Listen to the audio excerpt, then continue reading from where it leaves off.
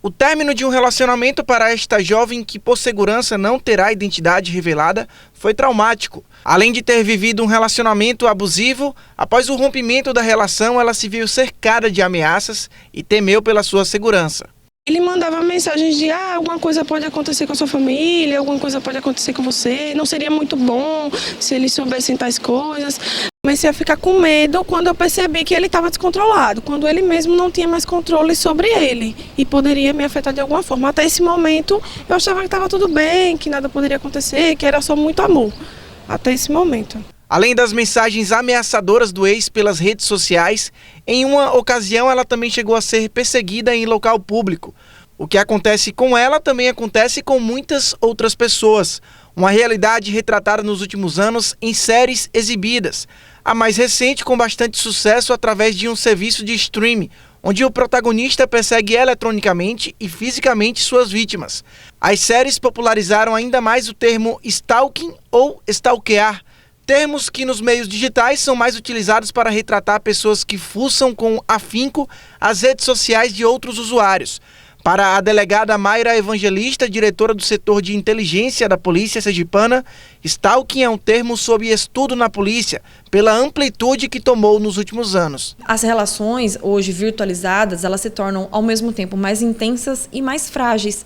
Então o stalking, da mesma forma, muitas pessoas que sofrem stalkings relativos, essas perseguições, os molestamentos relativos, e que ela própria não percebe o quanto isso causa transtorno para ela e o quanto isso poderia ser criminalizado. A gente imagina que o perseguidor tem algum tipo de transtorno e as vítimas acabam adquirindo transtornos por conta dessa invasão de privacidade, essa instabilidade emocional causada pela pessoa que está o tempo todo sabendo da sua vida, querendo saber onde você está, o que você está fazendo, invadindo as suas redes sociais. A popularidade do termo, unida aos casos de perseguição que se repetem, fizeram a discussão sobre o stalking chegar ao Congresso Nacional. No Senado, 2 projetos caminham juntos na tentativa de criar um novo tipo penal para o crime de perseguição, um debate que envolve diversos aspectos. Os projetos são o 1369, de 2019, da senadora Leila Barros, do PSB, do Distrito Federal, e o 1414, de 2019, da senadora Rose Freitas, do Podemos do Espírito Santo. O primeiro altera o Código Penal, criando na Lei 2848, de 1940, um novo artigo tipificando o crime de perseguição e estabelecendo detenção de 6 meses a 2 anos ou multa. A pena pode ser aumentada de acordo com algumas circunstâncias, como posse de arma, número de vítimas ou reincidência. O segundo projeto altera a Lei de Contravenções Penais, a 3.688 de 1941, criando o artigo 65, que dá respaldo à lei anterior. Só que as alterações propostas, na ótica desse advogado criminalista, especialista em direito penal, só torna a legislação mais complexa. Para ele, o Código Penal deve ser interpretativo e que o crime de perseguição pode ser previsto dentro dos atuais itens da lei. A tentativa reiterada de você trazer um tipo penal novo, você ampliar uma legislação que já é complexa, que a maioria das pessoas não tem a compreensão de todos os tipos penais que nós já temos, e trazer mais um tipo penal para uma finalidade que, para mim, seria muito mais punitivista e midiática do que qualquer outra coisa. Porque as leis, elas precisam ser interpretadas, e se a sociedade muda, significa dizer que o olhar que eu tenho sobre a norma penal, ele também pode ser mutável para se adequar a essa demanda social. Não necessariamente através de novos tipos penais, que eu particularmente sou contra, tanto como advogado quanto como pesquisador na área do direito penal.